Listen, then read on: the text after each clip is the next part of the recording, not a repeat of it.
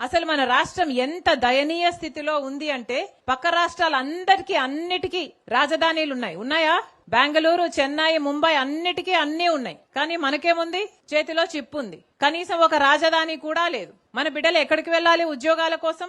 వాళ్ళ భవిష్యత్తు ఏం కావాలి? డిగ్రీలు, పీజీలు చదివిన బిడ్డలంతా రోడ్ల మీద తిరుగుతున్నారు, లేకపోతే ఆటో డ్రైవర్లు గానో గిగ్ వర్కర్లు గానో పనిచేస్తున్నారు. ఎవరు పట్టించుకుంటున్నారు? బిడ్డలకు భరోసా లేదు. పైగా చంద్రబాబు గారు అంటారు ఇప్పుడు 2 బిడ్డలు సరిపోరట, 3, 4, 5 కనాలట.